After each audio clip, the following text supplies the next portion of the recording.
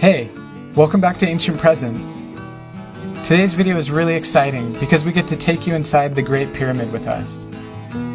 This is an experience that we had always dreamed of, and actually went twice in order to spend more time in its aura of mystery.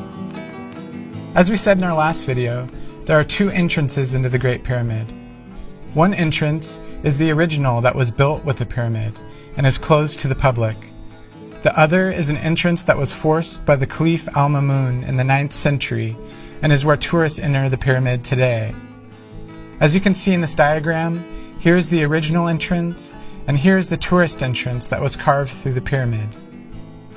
Here's a better view of that tunnel from the Scan Pyramids project. Flinders Petrie, one of the most respected authorities on Egypt from the 1800s, believed that the Great Pyramid had a hinged door that hid its location from the outside.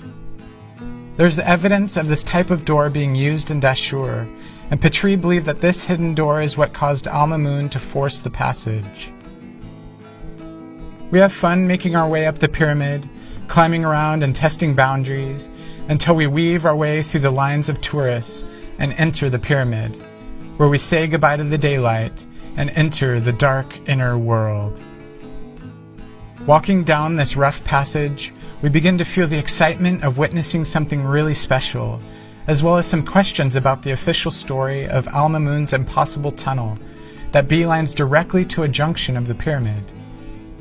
Here we are at that junction, the granite plug that lies at the base of the ascending passage. Okay, so this is the entrance that Al-Mamun blasted into the in or out of the pyramid. There's some discrepancy as to what the actual story is, but there's only one entrance before that into the Great Pyramid, which is this shaft going down into the pit. That shaft leads to what they call the pit, and there's a vertical shaft going up into the Grand Gallery, which is up this way. Down from the Grand Gallery, you would hit this granite plug and not be able to exit into the main shaft. As you can see here, highlighted in red, the main entrance, the descending passage, the pit, well shaft, and Queen's Chamber were all closed to the public when we visited, so we won't talk much about them in this video, although we may have episodes on them in the future. It would also be really great if we got to see those areas at some point in our lives. From here, we climb up through the ascending passage into the upper sections of the pyramid. This slightly claustrophobic passageway, which is beautiful and really fun to climb up into, is actually quite an awkward ascent and could be hard for some people.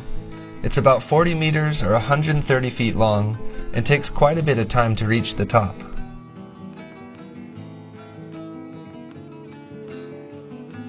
As we emerge into the Grand Gallery, we stand in awe at this stunning architectural masterpiece. The unique notched walls and ceiling show an incredible degree of craftsmanship in the design, and the precise mathematics incorporated into this room are fascinating. There's a beautiful and otherworldly essence in here that is unlike almost anything found throughout Egypt, and it left us with a feeling of wonder. At the bottom of the gallery on the right side is the entrance to the well shaft that goes deep down into the pyramid, but it is blocked by ramps and scaffolding so you can't even see it. And just in front of the shaft is the locked gate of the passage that leads to the Queen's Chamber. We climbed down to have a look into the mysterious and eerie tunnel, and we would have loved to have gone in there to explore the mysteries in the beautiful chamber. But since it was closed to the public during our visit, we'll have to wait till next time. Making our way up the Grand Gallery, we couldn't help but feel we were in some sort of mechanism or technology that had a purpose we can only speculate on. The gallery is huge, measuring 8.6 meters or 28 feet tall, and about 46 meters or 153 feet long, and it takes quite some time to walk up it. We've read some really interesting research discussing the mathematics of the gallery, in which the researcher speculates that the design demonstrates extraordinary precision and highly accurate geodetic knowledge of the Earth. And whether or not that's true, the architecture truly amazed us, and the ancients sure knew how to build. But no matter how special this place is, it is still covered in modern-day graffiti almost everywhere. The climate in here is hot and stuffy due to many tourists visiting every day. And after the long and sweaty climb, we reached the highest point that we can go inside the pyramid, the top of the Grand Gallery. Reaching the top of the Grand Gallery, we arrived at what is known as the Great Step. An interesting thing that we noticed while making this video is that the step was completely remade since this old photo of it. As you can see here, it is very different looking and no longer worn down. We are not sure when it was remodeled, but we are curious as to why it was worn down in the first place. Looking back, we get a great view of the Grand Gallery and spent a moment just taking it all in. Then, continuing from there, we ducked into the threshold of the antechamber, where the stones suddenly turned from limestone to granite. We immediately stand after entering and find what some people refer to as the boss. It is interesting because it almost resembles the nubs that we saw on the casing stones of Menkaure, but is completely out of place since it's the only nub amidst unanimously flat walls throughout the pyramid. Also in this part of the chamber is a passage that Captain Caviglia forced in the early 1800s that connects to the northern air shaft. Ancient Architects has a video on this that we'll link in the description. Ducking into the next part of the antechamber, we got a good view of the really cool stonework up above us, exhibiting interesting grooves that seem to suggest a purpose that was unlike any other stonework we saw in the Great Pyramid.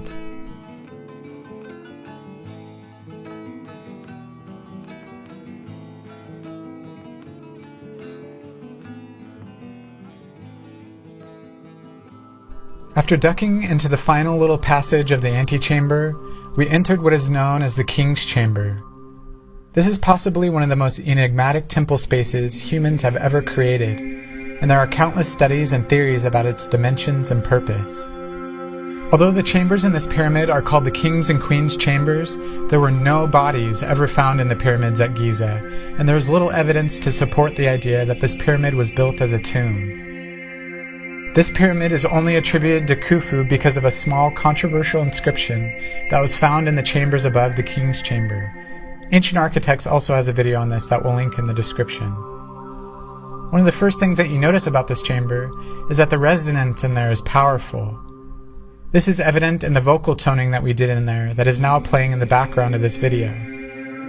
Check out the video we released of us singing in there if you want to get an uninterrupted feel for the acoustic magic. One of the only things remaining in this chamber is what's known as the coffer. This mysterious box is worn and heavily damaged, having a huge chunk missing out of its southeastern side. This coffer, and all the granite in this pyramid, is beautiful red granite which comes from Aswan, more than 500 miles away. We really took our time walking around, looking at all of the minute details and markings on its surface.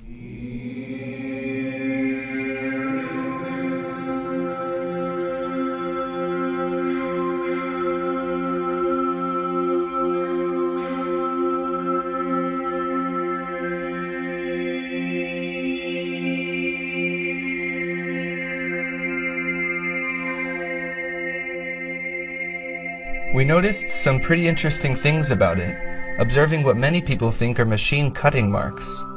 You can see here the parallel cut lines, and here there is evidence of a mistake that was made in the cutting, where the saw cut was run too deep twice over and backed out again. Christopher Dunn, whose book is also linked in the description below, speculates from a modern engineer's perspective that these saw marks could have only been made from high-speed machine cutting tools and could not have been made by hand saws. This topic is highly controversial, and Egyptologists will strongly disagree with these ideas, but it turns out that Flinders Petrie noticed the same cut marks during his visits in the 1800s and concluded that the ancient Egyptians must have had more complex tools than just copper saws, but instead saws with jeweled points of stones like sapphire or diamond to be able to cut into such a hard stone like granite with such velocity and precision as to create the marks seen here and on many other stones around Egypt.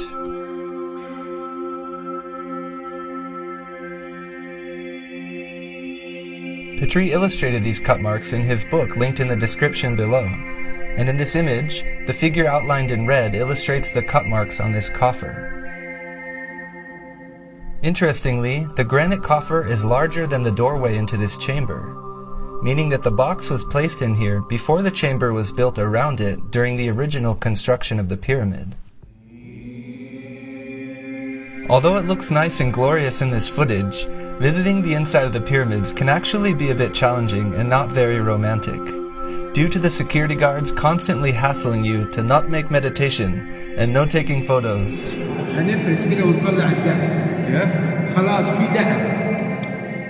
And also the consistent flow of groups of tourists coming in and out. It's sort of difficult to drop into the vibe of the pyramid and really feel the wisdom that's encoded there. But luckily we stayed inside long enough to find some pristine, quiet moments when we were entirely by ourselves, and these are precious memories. Looking at a 19th century floor plan of this chamber shows how there was a hole in the northwest part of the floor. It also shows that the walls extended 5 inches below the floor. This hole has since been filled in with stones, but you can still see the rough patching between them. Ancient Architects has a video on this linked in the description. Some other interesting features about the King's Chamber are 2 mysterious shafts in the walls that people refer to as air shafts or star shafts, although the purpose is unknown. One of the shafts is covered by a modern fan installation, and the wall is rather damaged around it. The design of the shafts are interesting because a simpler method of construction could have been used. For instance, following a horizontal path along the course of masonry to the outside, rather than the much more difficult diagonal design that the shafts have. This probably would have resulted in greater airflow as well. This has led people to speculate that the air shafts had a religious purpose or some other significance that is now obscure to us. In his book, Petrie states that there is a good deal of crystallized salt on the inside of the coffer. The Egyptologist Zahi Hawass confirms this in his update in the book, that modern restoration removes salts and soot from the Queen's Chamber as well as the Grand Gallery. What were these salts? There are theories that speculate that they are from a giant flood of water. Some say that the stones naturally excrete them. Others say that they were from monoatomic gold. Whatever they are from, Zahi Hawass made sure that they were erased from the public memory. This pyramid still holds many mysteries. One of the newest discoveries that shows just how much we don't know about this structure was conducted by the Scan Pyramids project. The project found 2 previously undiscovered cavities in the pyramid using muon's radiography and infrared thermography. The largest, being as much as 40 meters long, is above the Grand Gallery and is either horizontal or parallel to the Grand Gallery in orientation. The other cavity is located behind the vaulted stones of the main entrance to the pyramid, being anywhere from 17 to 23 meters above the ground. These 2 cavities are exciting discoveries that show us that we still have a lot to learn about this magnificent work of art.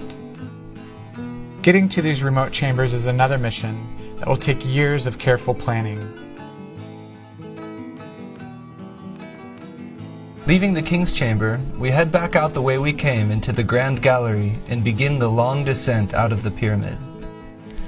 Being inside one of the greatest structures ever built touched our hearts and left us feeling changed in remarkable ways.